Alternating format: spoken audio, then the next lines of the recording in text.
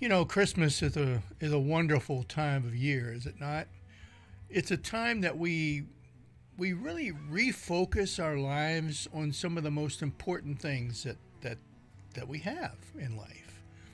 It's a time of joy, and I know that for me personally, you know, when I hear some of the old music, you know, that's played during the Advent season, like, you know, it's the most wonderful time of the year, and have a holly jolly Christmas and songs like that.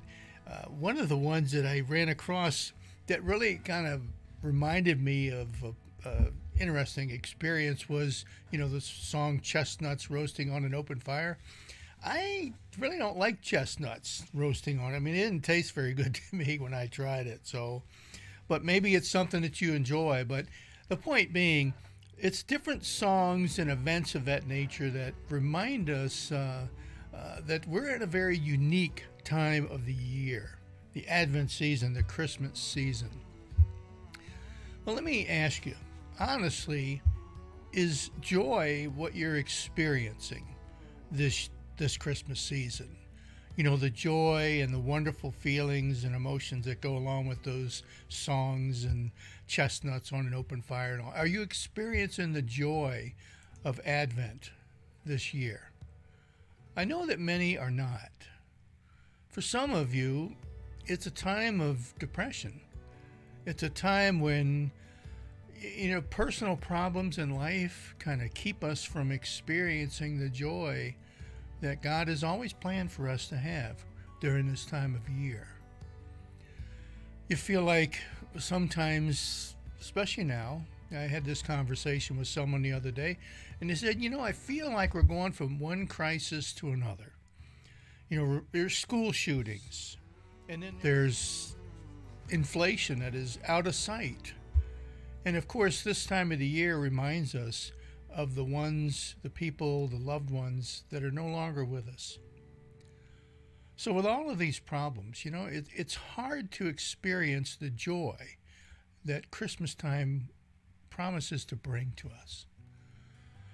Some of you out there are so busy that there's no time for sitting around a fire and watching the chestnuts roast, or maybe there's really nothing wrong, but for some reason you just don't feel the joy of Christmas. It's not providing you the emotional gifts that you expected. Well, there's a thing that's called disillusionment. And at Christmas time, it's not really an unusual thing. Because we get so hyped up about the Christmas season and all the expectations about what Christmas is supposed to be, and yet often it doesn't measure up. Doesn't measure up to the expectations that we had. You know, this is what I was anticipating this year, and yet here's where I'm at. You know, it's not quite all that I had hoped for, and we become disappointed. What can you do this year to avoid this Christian or this Christmas disillusionment? Where can you go to find the joy? Well, I think the answer is found in the book of Matthew, chapter 2. You know, these three wise men from the east, they saw a star that indicated the birth of a new king in Israel. And they wanted to honor him with their life and with their hearts and with gifts. So they set out on a journey of following this star to find this newborn king. From the personal outlook of these kings, I think we can see how you and I can raise our level of joy during this Christmas season. Ask yourself these questions. What is it that I want to get out of Christmas? What is it that would make Christmas a wonderful and satisfying time? Is it snow? Is it seasons? Is it the family all being together and happy? Is it a feeling that's the holiday spirit? Finding the right gift, giving the right gift, getting the right gift. And then ask yourself, have you ever been disappointed by Christmas? Chances are, yes. I think most of us would say there have been times, there have been years where Christmas just didn't measure up to what I thought it would be. Friends, I think the problem is not so much in Christmas, it's in our own expectations that maybe you and I at times look for the wrong things. The Magi show us in this story how to experience Christmas by looking for the right things. Now, what were they looking for?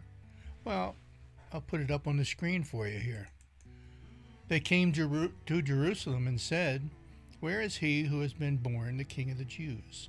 For we have seen him, his star, in the east and have come to worship him." You see, they were looking for Jesus. Christmas for them was an opportunity to worship God and to actually physically see his plan of salvation, the Christ child being born into the world.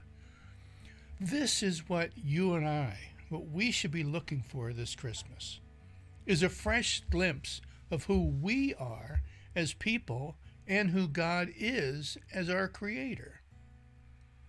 The Magi teach us that there are right and wrong places to look for Christmas. And they started by looking in the wrong place, actually. They started where their own human understanding and reasoning took them, which took them to Jerusalem. Because after all, a king would be born in a palace, right? So they followed the star and they took him to Jerusalem and they immediately went to the palace. We too are looking in the wrong places at times. Sometimes we think that getting or giving the right gift will be the experience at Christmas that will bring us complete joy. We imagine that being with family will be, a total time of joyful bliss. Well, all of these things can sorely disappoint us at times because you may be not able to afford the right gift, or you don't know what the right gift is, or maybe there's family members that are missing. But there are things that get in our way of experiencing joy in the relationships and families that we have surrounding us. If you're looking to the material aspects and the relational aspects of things to bring you this tremendous joy at Christmas, I think you're going to be sorely disappointed. These men, they ended up following this star. They found this star and they followed it to the wrong place first. How many of us have done the same thing? We started off the Christmas season only to realize that we're looking in the wrong place to find the joy of Christmas. Those Magi came bearing gifts, and they were very appropriate gifts. Gold, which was a gift for a king, frankincense, which was a gift for a priest, and myrrh, which was a gift, actually it was the ointment that they would use to anoint a body of a person getting ready for burial. When you think about it, how appropriate were these gifts for the Christ child? But the real joy that the Magi experienced came after they got on the right path and they started this journey toward Bethlehem, and they had an opportunity to give their gift and to worship the Christ child face to face. How do we do that today? How is it that you and I can worship the Christ child, worship God face to face in our particular lives and in this world that we live in? Well, like the Magi, we give out of our heart. Those men, I'm convinced, were on this journey. It took them a long time. They made mistakes along the way. They ended up in Jerusalem, which they knew was wrong, but they kept going because there was this love and passion inside of their heart that they wanted to see the Christ child. They wanted to offer him the best that they had. We can do that too. We can experience the joy that they knew by giving others the best that we have to offer in this life. Friends, family, loved ones, even people that we don't like or people that we have yet to forgive. Offer them the best out of your heart and we'll find that joy. So let me ask you this year, this final week of the Christmas season, what is it that helps you to find the joy that the Magi knew in your life? What is it that's gotten you off track? Is there some aspect of your own human understanding of where, you're going to find Jesus that, you've traveled to Jerusalem and he's not there? Have you experienced the same thing? We have the opportunity today to know the joy that the Magi had when they finally made it to Jesus and had the opportunity to worship him. We do that by following God's word, by following Jesus through the scriptures, and by following Jesus by loving our neighbor as ourself. And loving our neighbor as ourself is a difficult task, but it's one that comes from the heart, and it's one that comes through free will. Do it. Offer God your best, and I promise you, you will find the joy that the Magi themselves knew. That's my hope and prayer for you this week. And just remember to share that love with those around you. And I hope and pray that you have a wonderful, blessed week and a great Christmas Day. Thanks for joining me today. Tough Questions for God is all about growing in a relative faith without the buildings, pews, or drama that we're used to. Check out the resources at toughquestionsforgod.org and invite a friend. Thanks, and God bless.